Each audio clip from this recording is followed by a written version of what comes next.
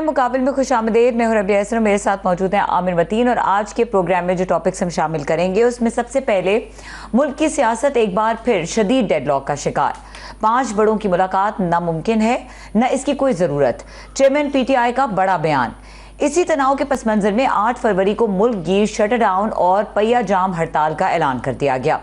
जबकि राना सनाउल्लाह के मुताबिक वज़ीर आज़म ने एस्टैब्लिशमेंट और नवाज शरीफ को एतबार में लेकर मुज़ाकरात की ऑफर की, मगर इमरान खान बातचीत में संजीदा नजर नहीं आते। क्या सियासत मुज़ाकरात की मेज तक पहुंचेगी या सड़कों की सियासत मजीद शिद्दत इख्तियार करेगी? ईरान का जारहाना अमरीकी बयानात पर सख्त इंतबाह जारी। ईरानी दिफाई कौंसिल का कहना है कि ईरान की सलामती, खुद मुख्तारी और इलाकाई सालमियत नाकाबिले उबूर सुर्ख लकीरें हैं और किसी भी जारियत का फैसला कौन और मुतनासिब जवाब दिया जाएगा। क्या खित्ता एक नए तनाव की तरफ बढ़ रहा है? आलमी सतह पर वेनेजुएला भी मरकज़ निगाह। डोनाल्ड ट्रंप का दावा है कि अमरीकी तेल कंपनियां 18 माह में वेनेजुएला में काम शुरू कर देंगी। वेनेजुएला के बाद डोनाल्ड ट्रंप का ग्रीनलैंड पर कब्जे का इंदिया। ग्रीनलैंड के हवाले से ट्रंप के बयान पर डेनमार्क, फ्रांस, जर्मनी, स्पेन और बरतानिया का शदीद रद्द-ए-अमल। जबकि वेनेजुएला में अमरीकी कार्रवाई पर भी आलमी बरादरी का तशवीश का इजहार। और आखिर में एक अहम शहरी और माहौलियाती मसला। इस्लामाबाद की शक्करपड़ियाँ में बड़े पैमाने पर दरख्तों की कटाई पर शदीद रद्द-ए-अमल। शहरियों का कहना है कि कम अज़ कम 15 एकड़ रकबा बंजर मंजर पेश करने लगा है, जबकि CDA का मौक़िफ़ है कि सिर्फ पेपर मलबरी काटी गई और उसकी जगह 30,000 मकामी दरख्त लगाए जाएंगे। सवाल ये है कि क्या शजरकारी वाकई नुकसान का अजाला कर पाएगी? ये तमाम टॉपिक्स हैं जो आज के प्रोग्राम में शामिल करेंगे। आमिर साहब, स्टार्टिंग फ्राम DGI SPR की प्रेस कॉन्फ्रेंस और जिसमें जिन नुकात पर उन्होंने रोशनी डाली आज की इस प्रेस कॉन्फ्रेंस में, उसको कैसे देख रहे हैं? जी, उससे DGI SPR की जो प्रेस कॉन्फ्रेंस थी उनकी ज़ाहिर है बहुत सख्त किस्म की उनके अल्फाज भी थे और तनकीद भी थी। क्लियरली नज़र आ रहा है कि वो KP गवर्नमेंट की पॉलिसीज़ और रुझानात से वो खुश नहीं हैं और एक दरार नज़र आती है दोनों के दरमियान में। अब इसका नतीजा क्या निकलेगा? क्या वहाँ पे कोई तब्दीली लाई जाएगी? गवर्नर रूल लगाया जाएगा? मैं ख्वाजा आसिफ साहब को सुन रहा था आमिर मीर के प्रोग्राम में। उनका ये कहना था कि ये इसको सियासी तौर पे हल करने की ज़रूरत है और ये एक मैं समझता हूँ समझदारी की बात भी है, क्योंकि इस वक्त जो है KP और बलूचिस्तान की भी, मगर KP की बहुत बुरी हालत है दहशतगर्दी के हवाले से और ख़ित्ते और आलमी रुझानात भी ऐसे हैं कि इसको डेलिकेटली ही हैंडल करना पड़ेगा। खुद DG साहब ने जो फिगर्स दिए, हम भी इसको पहले जो सर्वे आए हुए थे उसमें ये बताया जाता था कि 73% जो है एक साल में 2025 जो था वो खूनी तरीन साल था पाकिस्तान की तारीख में, और शायद 2015 के जो फिगर्स थे उसको भी क्रॉस किया और 2500 के करीब जो है दहशतगर्द जहन्नम रसीद किए गए। इसके अंदर उन्होंने 2000 और जो 2100 के करीब हमलों का जिक्र किया है दहशतगर्दों का, और 1000 से 1200 जो है सिक्योरिटी अफसरान और सिविलियंस जो हैं शहीद हुए हैं और 2097 जो हैं दहशतगर्द हलाक हुए हैं और 2035 शहादतें हुई हैं और ओवरऑल जो ऑपरेशन है मुल्क भर में 75,000 इंटेलिजेंस बेस्ड ऑपरेशन हुए हैं। खैबर पख्तूनख्वा में भी जो है वो 14,000 हैं और 58,000 बलूचिस्तान में हैं और गुज़श्ता बरस 27 खुदकुश हमले हुए, 80% हमले खैबर पख्तूनख्वा में हुए। तो खैबर पख्तून बलूचिस्तान में भी 58,000 आप देखें ऑपरेशन किए गए हैं और सबसे ज़्यादा जो खुदकुश हमले और जो हमले हुए हैं 80% वो खैबर पख्तूनख्वा में हैं। सो ऐसे हालात में हमें बहुत मोहतात रह के जो भी कुछ करना है करना पड़ेगा। और ये ख्वाजा आसिफ साहब की अच्छी सलाह है, गो के वो बड़े एग्रेसिव आदमी हैं, मैं उनको ये कहना है कि इसको पॉलिटिकली हैंडल करना चाहिए। वो इसलिए भी कि खित्ते की और आलमी जो सूरत हाल है वो भी बहुत इस वक्त डेलिकेट और ख़तरनाक है। खित्ते में हमारी पहले ही मशरकी बॉर्डर पे इंडिया के साथ जंग जो है वो ख़त्म नहीं हुई, सिर्फ टली है, पौज है उसके अंदर, और आए दिन कुछ ना कुछ उनकी तरफ से धमकियाँ आती रहती हैं। इस तरह ही अफ़गानिस्तान के साथ हमारे मामलात कोई इतने अच्छे नहीं हैं।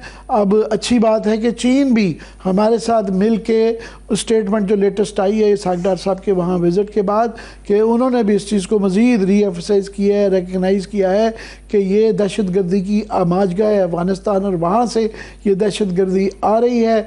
फिर मज़ीद ये है कि हमारे चारों तरफ ईरान के अंदर जो है वहाँ बहुत हालात जो हैं वो कोई इतने साजगार नहीं हैं। ईरान के अंदर महंगाई और डिवैल्यूएशन की वजह से पिछले चंद हफ्तों से बहुत ज़्यादा लोग जो हैं सड़कों पे आए हैं। तकरीबन जो है 30 में से 25 डिस्ट्रिक्ट जो उनके वो उनके हसास हुए हैं, लोग सड़कों पे हैं। और ऐसे मौके पे जबकि नेतन्याहू और प्रेसिडेंट ट्रंप की तरफ इशारे दिए जा रहे हैं कि ईरान के ऊपर दोबारा हमला हो सकता है। और ना सिर्फ ये 2026 का जो है वो साल वो जाहिर है वो वेनेजुएला के अंदर जो है जो एक फिल्मी जेम्स बॉन्ड स्टाइल ऑपरेशन हुआ कि 150 जहाज़ और हेलीकॉप्टर के ज़रिए प्रेसिडेंशियल कैंप के ऊपर, जिसके अंदर बताया जा रहा है वेनेजुएला के काम के 30 से 40 लोग मारे गए। गालिबन वो क्यूबन गार्ड्स थे जो कि प्रेसिडेंट की हिफाजत के लिए थे, और उनको मार के उठा के तो मेडुरो जो कि प्रेसिडेंट हैं, इलेक्टेड प्रेसिडेंट वेनेजुएला के, उनको न्यूयॉर्क के में अब ट्रायल किया जा रहा है, जिसके अंदर ट्रायल्स के अंदर जो है एक मशीन गन अपने मुल्क में रखने का भी है। और कहानी यहाँ ख़त्म नहीं होती, उसके क्या नताइज निकलते हैं वो तो देखना होगा, उस पर हम डिस्कस करेंगे। मगर साथ में जो तवातर के साथ ये धमकियाँ आ रही हैं कि उस खित्ते में भी जो वेस्टर्न हेमिस्फेयर, जिसके अंदर अमेरिका ने वाजे कर दिया हुआ है कि अपने स्ट्रेटेजिक पेपर में इन राइटिंग कि ये उनका मनरो डॉक्ट्रिन को वो री इन्वोक कर रहे हैं और कि ये उनका स्फीयर ऑफ इन्फ्लुएंस है, ये उनका खित्ता है।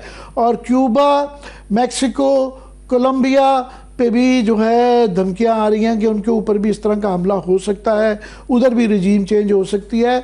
और साथ में डेनमार्क और ईरान, तो ये पूरी दुनिया इस तज़ब्ज़ुब पे है, इसके मुताबिक अपने आप को हैंडल कर रही है। यूरोप अपने हवाले से देख रहा है, रूस अपने हवाले से, चीन अपने हवाले से। तो हमें भी बड़ा ही गो कि हम बड़ी छोटी पार्टी हैं, हमारा कोई इतना बड़ा रोल नहीं है, मगर अपने खित्ते में ख़ास तौर पे जो मशरिक़ वस्ता है, हम बीइंग एन इस्लामिक कंट्री हम मैटर करते हैं। और क्योंकि हमारे खित्ते में भी कशीदगी जो है, पहले भी इंडिया के साथ जंग हो चुकी हुई है, ईरान पे बॉर्डर के ऊपर जो है जंग के ख़तरात हैं, अफ़गानिस्तान के साथ हमारी कशीदगी चल रही है। सो हमें बहुत अपनी मुतात रहना चाहिए और अपनी डोमेस्टिक हाउस इन ऑर्डर करना चाहिए ताकि हम इन सिंक कर सकें, अपने मुफादात का तहफ़्फ़ुज़ कर सकें। बिल्कुल आमिर साहब, इसी के ऊपर डिस्कशन कंटिन्यू करते हैं। हमें ज्वाइन किया सीनियर तज्ज़ियाकार डॉक्टर अवैस सलीम ने, उनको वेलकम करेंगे। अस्सलाम वालेकुम। बहुत शुक्रिया डॉक्टर साहब, आपके हमारे लिए हमेशा आप वक्त निकालते हैं। डॉक्टर साहब हमारे साथ बड़ा सा लंबा ताल्लुक सहाफ़त का भी है, अभी ये प्रोफेसर है अमेरिका में। डॉक्टर साहब मैं एक पहले बिग पिक्चर की तरफ आ रहा हूँ कि ये 2026 जो है इसका जो इब्तिदा हुई है वो वेनेजुएला में ऊपर एक बड़ा ड्रामाई हमला, और उसके ऊपर भी तफसील आपसे बात करेंगे। मगर उसके बाद वो सिलसिला थम नहीं रहा। Cuba, Mexico, Colombia, even Brazil को बड़ी धमकियां आ रही हैं कि शायद वहाँ भी कोलंबिया में, मैक्सिको में और क्यूबा में तो खुलेआम में ये रजीम चेंज के इशारे दिए गए हैं वाशिंगटन की तरफ से। फिर डेनमार्क और हमारे खित्ते में ईरान के मुतल्लिक ये हुआ है, ये हालात किधर जा रहे हैं 2026 में? बहुत शुक्रिया आमिर साहब। देखिए, इस वक्त जब हम जनवरी के पहले हफ्ते में बैठे बात कर रहे हैं तो तकरीबन 1 साल हो गया है डोनाल्ड ट्रंप को व्हाइट हाउस में। 2 बड़े उनके वादे थे अपने वोटर्स के साथ जब वो कैंडिडेट दूसरी दफा बने। पहला ये कि वो दुनिया में तनाज़ात और जंगों का खात्मा करेंगे, और दूसरा ये कि उसके नतीजे में जो प्रेशर अमरीकी मईशत पर आ रहा है उसको दूर करेंगे और अमेरिका के अंदर जो कीमतें हैं वो कम होंगी। दोनों चीजें अब तक नहीं हो पाई। फॉरएवर वॉर्स खत्म करेंगे और मेगा करेंगे, make America great again. Please जारी रखिएगा। बिल्कुल। जी बिल्कुल, दोनों चीजें अब तक नहीं हो पाई और ऐसे लगता है कि उसका दबाव वो खुद महसूस कर रहे हैं, क्योंकि एक और साल के बाद अमेरिका वस्त मुद्दती इंतखाबात में जाने वाला है और अभी से ये अंदाजे लगाना जो मुबस्सरीन हैं वो शुरू हो गए हैं। दूसरी तरफ डोनाल्ड ट्रंप हैं जो ओपनली ये कहते हैं कि नहीं, हमें ये तेल अपनी अमेरिकी जरूरियात के लिए चाहिए और हम बात करेंगे अमेरिकी जो ऑयल कंपनीज हैं उनके साथ कि वो वहां जाएं और उस इंफ्रास्ट्रक्चर को डेवलप करें। सो ऐसे लगता है कि कोई प्लान इस वक्त अमेरिकी हुकूमत के पास भी टेंजेबल नहीं है जिस पे अमल किया जा रहा है, बल्कि डे टू डे वो चल रहे हैं और ये सोच रहे हैं कि अब इससे आगे क्या करना है। ये प्रोफेसर मीरशाइमर का कहना है कि ये क्योंकि एक महीने डेढ़ से चल रहा था तो डेस्परेशन में फेस सेविंग के लिए इन्होंने वेनेजुएला पे ये कर दिया है। और ये जो बाकी धमकियां आ रही हैं ईरान के ऊपर, डेनमार्क और बाकी जो क्यूबा, मैक्सिको, कोलंबिया, उसका बड़ा दारोमदार इस बात पे है कि वेनेजुएला वाले इस हमले का नतीजा क्या निकलता है। और वो कह तो रहे हैं कि अमेरिकी कंपनियां जाएंगी, शेवरॉन पहले ही वहाँ पे है, मगर उसके लिए बड़ा इंपॉर्टेंट है कि वेनेजुएला की सिचुएशन क्या है उसकी ज़रा मैं चाह रहा हूँ कि आप क्लैरिटी हमें दे दें कि एक चीज़ क्लियर नहीं है कि वहाँ पे पहले तासुर था कि जो मशाडो हैं उनको लाया जाएगा। अभी प्रेसिडेंट ट्रंप ने कहा कि वो वाइस प्रेसिडेंट के साथ राब्ते में थे, जबकि वो उस वक्त ये प्रेसिडेंट कह रहे थे कि मार्को रूबियो जो डेल्सी रॉड्रिगेज जो वाइस प्रेसिडेंट और एक्टिंग प्रेसिडेंट है आप वहाँ पे, तो वो उनके साथ राब्ते में हैं। और उसी वक्त उनका जो बयान वहाँ से आया वो मजम्मती बयान था अमेरिका के एक्शन पे। अभी माडुरो के बेटे जो हैं वो भी मजम्मत कर रहे हैं, फिर वहाँ के इंटीरियर मिनिस्टर और डिफेंस मिनिस्टर जो हैं कोलंबिया के। तो अगर वहाँ पे कोई सियासी इस्तेहकाम या इस तरह का माहौल नहीं बनता अमेरिका के लिए, तो क्या दोबारा अमेरिका हमला करेगा, या अगर नहीं कर पाते तो फिर वो कैसे कंपनियां जाएंगी और कैसे वो जो ऑब्जेक्टिव्स हैं उनके पूरे किए जाएंगे? देखिए, ये इतना नहीं होगा। अगरचे डोनाल्ड ट्रंप ने आज ही के इंटरव्यू में ये भी कहा है कि वो दोबारा हमला कर सकते हैं अगर अमेरिका की जो डिमांड्स हैं वो पूरी ना हुई, लेकिन ये एक ब्रिज टू फार मैं इसको कहूंगा। उसकी एक वजह तो ये है कि शॉर्ट टर्म के लिए यकीनन boots on the ground order कर सकते हैं अमेरिकी सदर के तौर पर, लेकिन उसके बाद उसे कांग्रेस की अप्रूवल चाहिए होगी और वो शायद इतना आसान नहीं होगा। दूसरी बात यह है कि अमेरिका के अंदर, माफ कीजिएगा, वेनेजुएला के अंदर सियासी इस्तेहकाम बहुत लंबे अरसे से नहीं है। फिर वहां पर मिलिशियाज हैं, फिर वहां पर ये जो ड्रग कार्टेल्स हैं, ये एक बहुत बड़ी हकीकत है। अब इन सब को बहुत जल्दी में शायद आयरन आउट करना और उनको दूर करना और उन तमाम मसाइल को ख़त्म करना मुमकिन नहीं है। डोनाल्ड ट्रंप ने खुद कहा कि 30 दिन में तो इंतखाबात नहीं हो सकते और जब तक मुमकिन होगा और सूरत हाल दुरुस्त नहीं होगी वो कंट्री को रन करेंगे। अब on the face of it तो ये बड़ा आसान नजर आता है, लेकिन जब आप उसको ग्राउंड पर देखने की कोशिश करते हैं तो इस वक्त अमेरिका के पास सिवाय इसके कि वो वहाँ जो बाकी हुकूमती एहलकार मौजूद हैं, आपने जिक्र किया जो मडूरो की नायब सदर हैं उनका, जो कि इस वक्त इंटरिम सरबराह है वहाँ हुकूमत की, उन्होंने एक मजम्मती बयान जरूर दिया, लेकिन उसके बाद उन्होंने बड़ी कंसिलिएटरी टोन भी इख्तियार की है और उन्होंने दावत दी है अमेरिका को कि वो उनके साथ निगोशिएट करें और वो मिलकर चलना चाहते हैं और वो वॉर नहीं चाहते। वो रूल आउट कर चुके हैं जो मारिया मचाडो हैं जो अपोजिशन लीडर हैं, उनको नोबेल प्राइज विनर भी हैं वो। इस वक्त मुझे ऐसा लगता है जाती तौर पर जो कुछ रिपोर्टिंग में बैकग्राउंड पर या अमेरिकी मीडिया में भी देख रहा हूं अमेरिकी एहलकारों के हवाले से, कि शायद जंग तक बात ना जाए, दोबारा कोई इस किस्म का एक्शन जिसमें अमेरिकी जो फौजी दस्ते हैं वो वेनेजुएला के अंदर भेजने पड़े, उससे एतराज करना चाहेगा अमेरिका। और कोशिश ये होगी कि मौजूदा हुकूमत, या फिर ये कि जब भी इलेक्शन तक मामला जाते हैं तो इलेक्शन के नतीजे में कोई ऐसी हुकूमत जो अमरीकी मफादात का तहफ़्फ़ुज़ करे और कोई गिव एंड टेक ऐसे मामलात में हो जाए जिससे अमरीका भी खुश हो जाए और वेनेजुएला के अंदर उन्हें बहुत ज्यादा इन्वॉल्व ना होना पड़े। तो इस वक्त तक ये ज्यादा करीना क्यास नजर आता है। जी, ये इस वक्त वहाँ पे क्लियरली नज़र आता है, सेफली कहा जा सकता है कि वेनेजुएला में एक मुनक़सिम किस्म का सियासी माहौल है, जिसके अंदर आपने जिस तरह कहा कि मलेशियाज हैं और वहाँ पे ऑलरेडी जो इस तरह फ़ौजी जो जर्नैल हैं वो अपने अपने इलाके पे वॉर लॉर्डिज़म है, और वो पहले ही उनके मफादात तेल से जितनी भी थोड़ा बहुत निकलता है, रिजर्व्स तो बहुत ज़्यादा है, मगर वेनेजुएला का इंफ्रास्ट्रक्चर पिछले 10-20 साल में कमज़ोर होके ऑयल एक्सट्रैक्शन बड़ी कम होती है, और वो सिर्फ 1 मिलियन है जबकि 100 मिलियन बैरल्स दुनिया में निकलता है। तो उसके लिए भी ये कहा जा रहा है कि अगर सब हालात ठीक भी हो जाएं तो उसके लिए अरबों डॉलर की इन्वेस्टमेंट वहाँ पे होगी, और ये सालों प्रोसेस लग सकता है।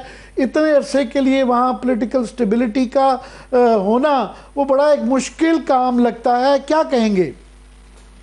यही तो इस वक्त इन फर्म जो ऑयल कंपनीज हैं जिनके बारे में दावा कर रहे हैं सदर ट्रंप के वो बहुत ईगर हैं वेनेजुएला के अंदर जाने में और इंफ्रास्ट्रक्चर डेवलप करने में, वो इसी लिए तो स्केप्टिक है इस पूरे जो ये जो दावे किए जा रहे हैं इनके बारे में। जो एनर्जी सेक्रेटरी हैं अमेरिकी हुकूमत के, वो अभी मिलेंगे इन ऑयल कंपनीज के एग्जेक्टिव्स को, लेकिन जो बैकग्राउंड पर ऑफ द रिकॉर्ड गुफ्तगू उन्होंने की है, रॉयटर्स की आज खबर आई हुई है कि शेवरॉन चूंकि पहले ही वहाँ पे मौजूद है कि वो 1.5 लाख के करीब जो है बैरल जो है पहले ही निकाल रहा था, उनका थोड़ा सा इंफ्रास्ट्रक्चर मौजूद है, मगर बाकी जो 2 कॉन्कोको हैं या एक्सॉन मोबिल हैं उनके तरफ बयानात आए हुए हैं एनोनिमस रख के नाम लिए बगैर कि वो बड़ा इसको देखभाल के इसके मुतालिक अपनी कोई पैसा इन्वेस्ट करना चाहेंगे। प्लीज़ जारी रखिएगा।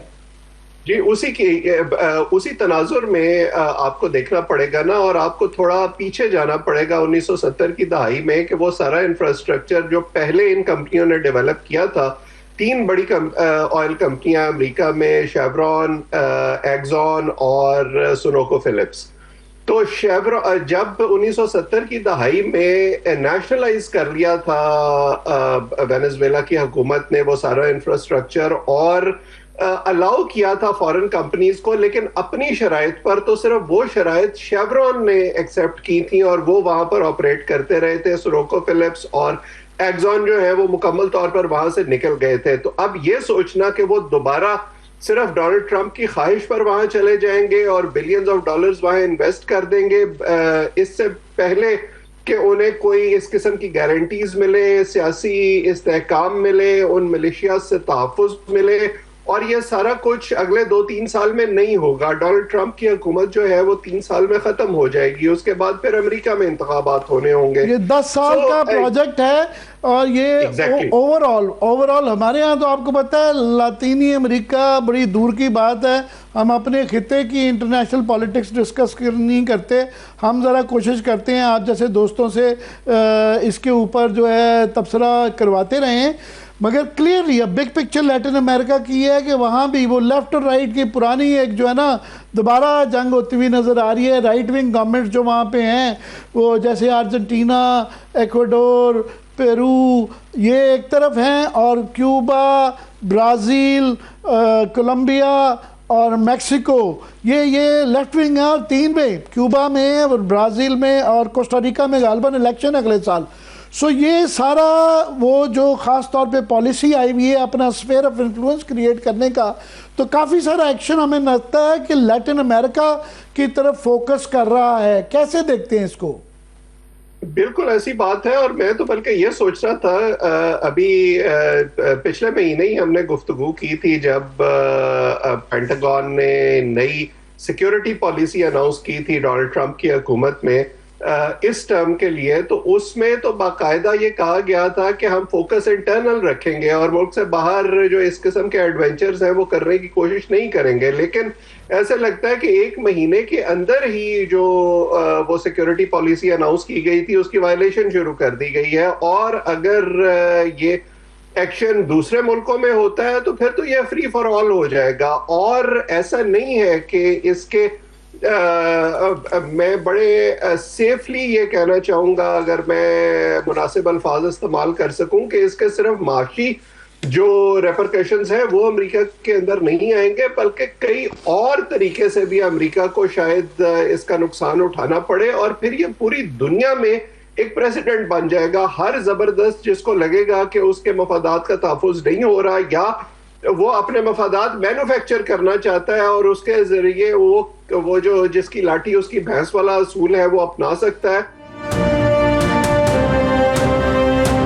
ग्रीनलैंड का वो पहले भी कनाडा का एक दफ़ा जिक्र कर चुके थे, मगर अभी उन्होंने जो 1-2 दिन के अंदर ग्रीनलैंड का बहुत ज़्यादा जिक्र किया, और वेनेजुएला में क्योंकि उन्होंने एक्शन करके दिखा दिया, तो इसलिए यूरोप को और डेनमार्क को ऑफ कोर्स ग्रीनलैंड का ज़्यादा ख़तरा महसूस होने लग पड़ा है कि शायद वो इसके ऊपर करने जा रहे हैं। और मेरे सामने ये स्टेटमेंट पड़ी हुई है ये यूरोपियन ममालिक की, कि सडनली उन्होंने कहा जनाब ये नेटो का मुल्क है बहरहाल डेनमार्क, तो वहाँ वो आर्टिकल 5 जो है इन्वोक होता है कि वो तमाम लाजिम है तमाम नेटो मेंबरान के लिए कि एक मुल्क पे हमला है तो वो सबके ऊपर हमला तस्वर किया जाएगा। तो मगर क्वेश्चन ये ज़रूर आता है कि यूरोप का जो यूक्रेन की बात करते हैं, अभी ग्रीनलैंड की कर रहे हैं, मगर वेनेजुएला पे बड़ा नहीव सा लार्जली जो है कोई इतना ज़्यादा उन्होंने लार्जली कंडोन ही किया है ट्रंप के एक्शंस को। सो ये जो डुप्लिसिटी यूरोप के अंदर नज़र आती है अमेरिका की पॉलिसी के हवाले से, क्या कहेंगे उस पर? देखिए, इसमें तो अब कोई हैरत नहीं होनी चाहिए आमिर साहब। ये जो कॉन्ट्रडिक्शंस हैं ये हमें यूक्रेन के मामले में नजर आई थी, ये हमें गजा के मामले में नजर आई थी। एक तब्दीली जो बहरहाल डोनाल्ड ट्रंप की इस हुकूमत में हमें नजर आ रही है, जो इनके नेटो एलाइज हैं या यूरोपियन एलाइज हैं, पहले जो एक अमेरिका की हैसियत थी इन ममालिक के लिए leader of the free world के तौर पर कि कोई माशी पॉलिसी अमेरिका ने अनाउंस किया है तो सब आंखें बंद करके उसके पीछे चल रहे हैं, कहीं जंग में जाने का फैसला किया है तो सब ने नेटो इत्तेहादियों के तौर पर उसको सपोर्ट किया है, रिसोर्सेज के भी लगाए हैं और अपने फौजी भी भेजे हैं। अब जिस किस्म की पॉलिसी डोनाल्ड ट्रंप लेकर चल रहे हैं उसमें ये तमाम ममालिक अपना मफाद देख रहे हैं, और अगर उन्हें कहीं ये लगता है कि फॉर एग्जांपल वेनेजुएला के मामले में अगर वो कोई एग्रेसिव स्टेटमेंट देंगे तो शायद वो डोनाल्ड ट्रंप की रॉन्ग साइड पर आके खड़े हो जाएंगे, लेकिन उन्हें उससे अगर बच बचा के चलना है और वेनेजुएला में उनका कोई इंटरेस्ट भी नहीं है तो शायद वो उससे पहलू तय कर जाए। लेकिन ग्रीनलैंड में अगर अमेरिका को इस तरह का एक्शन करता है तो वो उसके फिर एक डायरेक्ट अफेक्टी होंगे, तो वहां पर शायद उनके लिए एक पोजीशन लेना जरूरी है। तो मैं इसको इस तरह से देखता हूं, मुझे नहीं लगता कि ये ममालिक जो है वो डोनाल्ड ट्रंप के खिलाफ उस तरह से खड़े होंगे, लेकिन अपने मफादात का तहफ़्फ़ुज़ जरूर करने की कोशिश करेंगे। कल हमने बात की कि इस वक्त ये स्फेयर्स ऑफ इन्फ्लुएंस की बहस दुनिया भर में हो रही है। हमारे दोस्त सकलैन इमाम साहब मेरे से बहुत कल इस पे इख्तलाफ कर रहे थे कि अमेरिका ने तो वाज़ेह अल्फाज में अपने स्फेयर ऑफ इन्फ्लुएंस की बात की है कि वेस्टर्न हेमिस्फेयर जो है वो कोरोलरी ऑफ मनरो डॉक्ट्रिन को री इन्वोक किया हुआ है उन्होंने, मगर ये भी एक बहस चल रही है कि शायद टेसिटली इसका एक ये भी है कि यूक्रेन में वो रशिया को थोड़ा सा वहाँ पे अमेरिका बैकआउट पहले ही करता नज़र आ रहा है। वो चाह रहा है कि यूरोप अगर करना चाहे तो आगे करे, वो उस तरह से उसके अंदर पहले जिस तरह लड़ाई जंग के अंदर शामिल थे अमेरिका उस तरह नहीं शामिल है। इस तरह ही चीन के ऊपर भी शायद ताइवान पे जो एक्सरसाइजेज वहाँ पे मिलिट्री की फॉर एग्जांपल हाल ही में की हैं तो उस पे भी कोई हमले की हद तक तो नहीं, मगर थोड़ा सा अपना इग्नोर करता हुआ अमेरिका नज़र आए। आपको सदाकत लगती है ये 3 बिग की इस तरह की कोई टेसिट अंडरस्टैंडिंग की?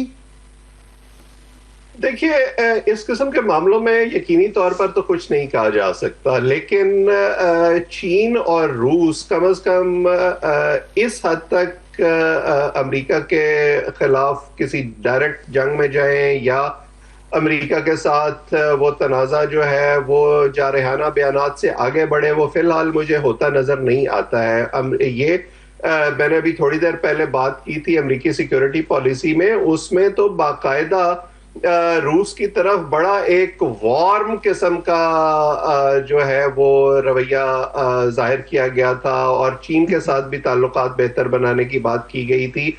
इस वक्त प्रॉब्लम ये है, अगर हम थोड़ा सा सदर ट्रंप की पर्सनालिटी को समझने की कोशिश करें, उनके लिए बड़ा जरूरी है कि वो जो उनका टफ गाय का एक उन्होंने अपना पोस्चर रखा हुआ है वो उसको मेंटेन करें, क्योंकि उनके हामियों को वो बहुत ज्यादा पसंद आता है और वो अपने आप को समझते हैं कि जो तस्वीर दुनिया की उनके दिमाग में है वो बिल्कुल उसी तरह होनी चाहिए और उसके लिए वो कोशिश करते हैं अपने जो एडवर्सरीज हैं उनको एक कॉर्नर में पुश करने की।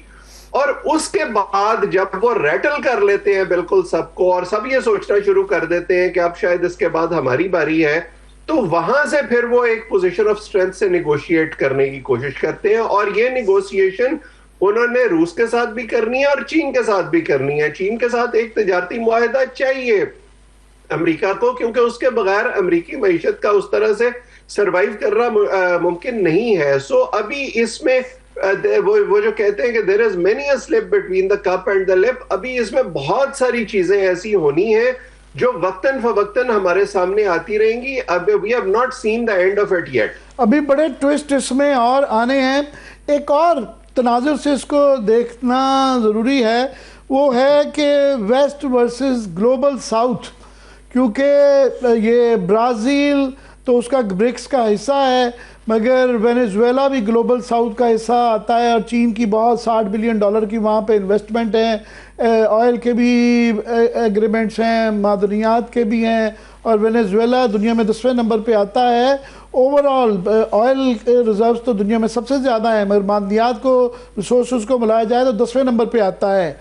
और ये क्योंकि ईरान भी निशाने में है जो कि ब्रिक्स का हिस्सा है, और इस साल इंडिया में क्योंकि ब्रिक्स का समिट हो रहा है, सो इंडिया पे भी बहुत ज़्यादा नज़रें हैं कि क्या इस समिट के दौरान कॉमन करेंसी, एक बहुत बड़ा फैक्टर अमेरिका के लिए सुना जाता है कि वो नापसंद करेंगे कि डॉलराइजेशन या डॉलर की सुप्रीमेसी को, जो कि ब्राज़ील और वेनेजुएला के हवाले से भी एक फैक्टर था पेट्रो डॉलर का, तो इसके ऊपर इंडिया पहले जो है इसको अपोज करता रहा है। अब क्या उसके लिए ऑप्शंस आप देखते हैं?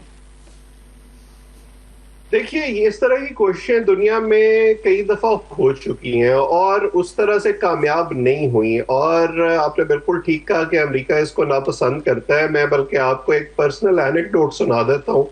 एक ज़माने में जब मैं वाशिंगटन में था और स्टेट डिपार्टमेंट की ब्रीफिंग में एक सहाफ़ी ने सवाल किया, एक गैर मुल्की सहाफ़ी ने जो तर्जुमान थे स्टेट डिपार्टमेंट के, उनसे सवाल किया।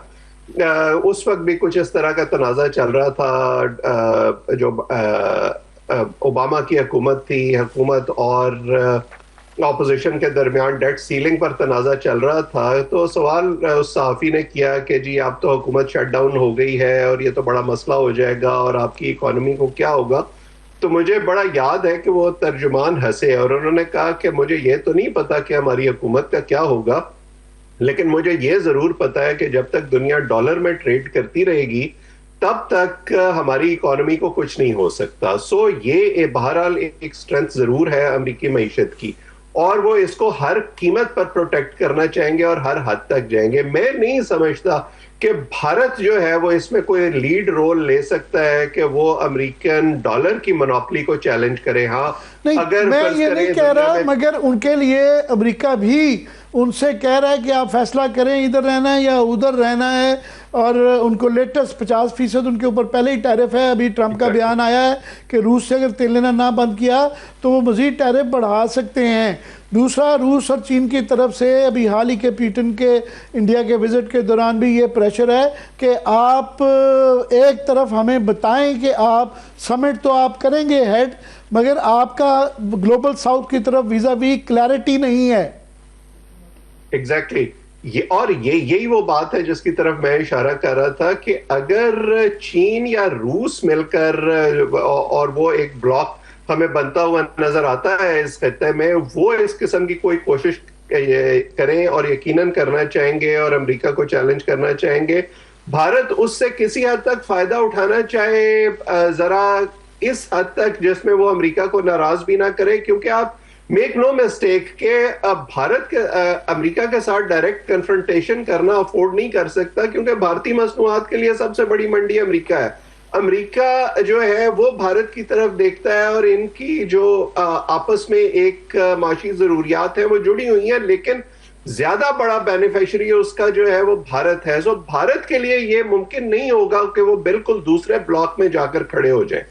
बहुत बहुत शुक्रिया बहुत डॉक्टर साहब, शुक्रिया, आपने डॉक्टर। बड़ी एजुकेटिव गुफ्तगू फरमाई।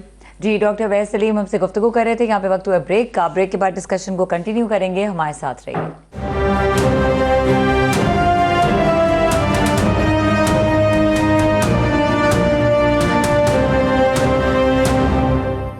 Welcome back. और हमारे साथ मौजूद हैं मुशीर खजाना खैबर पख्तूनख्वा मुजम्मिल असलम साहब, उनको वेलकम करेंगे। अस्सलाम वालेकुम। वालेकुम अस्सलाम। जी मुजम्मिल, बहुत शुक्रिया हमारे लिए वक्त निकालने का। मैं इकॉनमी पे ही आपसे जनरली बात करता हूँ और आप भी पसंद करते हैं इकॉनमी तक ही रहें, मगर ये इकॉनमी से ही रिलेटेड है। आज DGISPR ने बड़ी एक संजीदा किस्म की एक प्रेस कॉन्फ्रेंस की, जिसमें एक बहुत KP गवर्नमेंट पे ये इल्ज़ाम था सिक्योरिटी के कि सबसे ज़्यादा दहशतगर्दी के हमले वहाँ पे हुए हैं, और वहाँ पे जो सिक्योरिटी के इंतज़ामात में उन्होंने कहा कि KP की गवर्नमेंट जो है वो अपनी पूरी जिम्मेदारी नहीं निभा रही। क्या कहेंगे? खैबर पख्तूनख्वा का जो तीसरे नंबर पे बजट पे खर्चा है वो security and law and order पे है। इस साल हमने 172 अरब रुपए security and law and order के लिए अखराजात रखे थे, जो 9% हमारी बजट का बनता है। पाकिस्तान में 4 सूबे हैं, 4 सूबों में जिसका बजट में सिक्योरिटी का सबसे जो बजट की परसेंटेज का जो खर्चा है वो खैबर पख्तूनख्वा का है। दूसरा, मैं आपको एक बात बताता हूँ कि हमारे कोई 6.25 साढ़े 6 लाख लोग सरकारी मुलाजिम है खैबर पख्तूनख्वा के। 1,20,000 थे जब हमने 2 साल पहले हुकूमत शुरू की थी, और इस साल 1,37,500 है। फिर इसके बाद हमने 15 अरब रुपए जब ये साल शुरू हुआ तो इनके असले के लिए मुख्तस किए, जदीद असले के लिए। और इसके बाद अभी 2 काबीना पहले, यानी कि आज से 15 दिन पहले, हमने CTD के लिए 13 अरब रुपए का नया असला और स्पेशल ब्रांच के लिए 15 अरब रुपए का। तो ये हमारे अखराजात है। और KP के अखराजात जो है वो सिंध से ज्यादा है सिक्योरिटी पे। ये तो एक नेशनल जिम्मेदारी बनती है कि एक बहुत बड़ी रकम जो है KP के लिए मुख्तस करनी चाहिए। और ये जो, क्योंकि KP पूरे पाकिस्तान की जंग लड़ रहा है और अपने सीने पे जो है उसने जंग ली हुई है, 85,000 शहादतें KP दे चुका है। खैबर पख्तूनख्वा एक तो अवाम की कुर्बानी है, उसके अलावा हुकूमत जो है वहां पे सिक्योरिटी पे पैसा नहीं लगाती। तो मैं दावा करता हूं कि कोई दिखा दे सुबह 9% अपने बजट का खर्च कर रहा हो, तो ये एक बहुत बड़ी चीज है। तो ये मैं आपको बताना चाह रहा था, ये भी चंद एक हकाइक है। इस पे अगर आप मजीद नहीं बात करना चाह रहे तो मैं, जवाब आपका अगर मुकम्मल हो गया तो मैं हाउस होल्ड सर्वे जो भी हाल ही में आया है, मैं इससे जो है सो नहीं पा रहा। मैं यकीन करें कल से परसों से जो इसकी तफसीलात जितनी पढ़ता हूँ कि उतनी ही परेशानी होती है कि ख़ास तौर पे ये फूड इनसिक्योरिटी, ग़ज़ा की किल्लत और 5 दरियाओं की धरती, सिंध सागर और 5,000 साल से जहाँ पे फरावानी ग़िज़ा की रही, इंडस बेसिन सिविलाइजेशन के हम जो हैं मुहाफ़िज़ हैं। और अभी मैंने देखा ये कि 2018-19 के मुकाबले में 2024-25 का जो हाउस होल्ड सर्वे आया है, ये टेबल पे दिखा रहे हैं इस वक्त कि 16% ग़ज़ा की किल्लत जो थी अब वो 25% हो चुकी हुई है। 25% तकरीबन 24.35% हाउस होल्ड्स के अंदर ग़ज़ा की किल्लत है, लोगों के पास खाने को रोटी नहीं है। और इसमें सबसे ख़तरनाक बात यह है कि 27% तकरीबन 26.72 जो है रूरल एरिया के अंदर ग़ज़ा की किल्लत है। हमारे यहाँ ये तस्वर किया जाता था ख़ास तौर पे पंजाब में कि गांव में कोई भूखा नहीं मरता, क्योंकि अगर ग़ज़ा ना भी हो तो किसी के खेत से गाजर मूली और ये चीज़ें लोग घर के कम से कम दाने रखते हैं। अब इस 27% अगर गांव में ग़ज़ा की किल्लत है तो ये तो फिर खौफनाक फिगर्स हैं। क्या कहेंगे इस पे? मैं इस पे 1 मिनट आता हूँ। एक और बात आपको सिक्योरिटी से रिलेटेड बतानी थी। इस साल जितने भी अब तक जो डिस्प्लेसमेंट्स हुई हैं, जो इस साल हुई हैं, तो ये भी तमाम हकाइक हैं कि ये सामने आने चाहिए। लेकिन एक बात ये है कि बिल्कुल ठीक बात है कि टेररिज्म में हम यकजा हैं।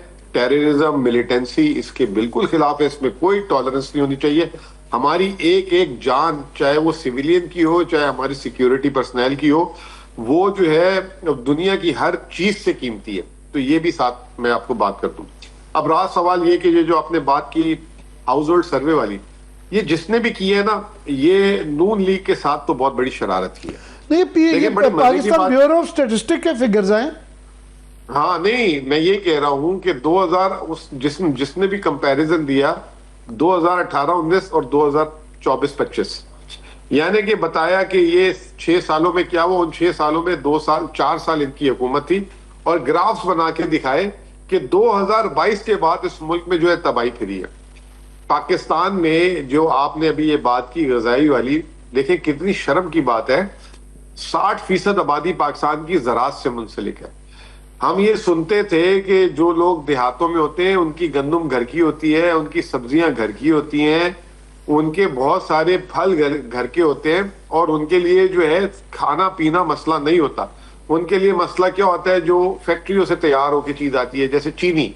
मुझे अच्छी तरह याद है, हमारा मुलाजिम कहता है, और मैं खैबर पख्तूनख्वा में हूँ, हालांकि ज़रई सूबा नहीं है, लेकिन यहाँ पे भी हर घर में जो है गुड़ बना आ जाता है, ठीक है ना। मुझे भी कई लोगों ने यहाँ पे गुड़ दिया है, और आम लोग भी यहाँ पे जो गुड़, तो ये हमारे भी सोचें दोस्त कि- केपी के बहुत मेहरबानी करते हैं। मैं भी ये डिस्क्लोजर करना चाहूँगा कि मुझे घर में भी गुड़ के बहुत तोहफे आते हैं। जी, तो कहने का मतलब ये है कि ये तमाम सहूलत मुयस्सर होने के बावजूद ये गजाई किल्लत, आप सोचें कि पाकिस्तान में औसत 10 दिन में 1 अंडा खाया जाता है। फिर जो उसके बाद जो सबसे ज्यादा कंजम्पशन गिरी वो गंदम की 2005 से गिरी खाने की, और फिर उसके बाद दूध की, और फिर उसके बाद जो गोश्त, हम जिसे कहते हैं कि थोड़ा सा गोश्त, रेड मीट जो है, हमारी मतलब एक पहचान थी हमारे और इंडिया में। फर्क यह था कि हम गोश्त खाते हैं, सेहतमंद लोग हैं। आपको अंदाजा नहीं है कि महीने में 100 ग्राम से नीचे आ गया। 50 और जो ग्राम गाय का मटन गोश्त- भाई, 50 ग्राम मटन जो है 1000 ग्राम शायद होते हैं किलो के अंदर। तो पहले तो चिटाकों में होता था, ये आधी चिटांक भी नहीं बनता। और जो बीफ है वो 100 ग्राम है, और चिकन कोई थोड़ा सा ज्यादा है। तो महीने के अंदर आधी चिटांक से भी कम जो है गोश्त अवेलेबल है। तो ये इससे आप अंदाजा लगाएं कि इससे 2-3 चीजें, एक तो ये कि हमारे मुल्क में आमदनी नहीं है। वो जो हम कहते थे ना, 2 वक्त की रोटी से 1 वक्त की रोटी में आ जाना, तो ये तो एक साफ जाहिर हो गई चीज के 1 वक्त की रोटी पे लोग आ चुके हुए। दूसरी, इससे आपकी आवाम कितनी, जिसे कहते हैं कि सेहतमंद नहीं रही, कितनी वो जो है उसके पास जब इनटेक सही नहीं होगा, कैलोरीज सही नहीं होगी, तो वो उसकी सेहत क्या होगी। स्टंटेड ग्रोथ, खास तौर पे बच्चों की नशोनुमा, कि उनके दिमाग छोटे रहते हैं। पाकिस्तान में स्टंटेड ग्रोथ दुनिया में सबसे पहले ही ज़्यादा है। यह बताया जा रहा है कि गंदम, चावल, दालें, दूध, गोश्त, अंडे, प्याज, ये तमाम पहले की बनिस्बत जो हैं बहुत कम पैदावार है, और आवाम को बहुत कम मुयसर है, और वो कम खा पा रहे हैं। अंडा 10 दिन में 1 दिन, महीने में आधी देखिए- चिटांग गोश्त।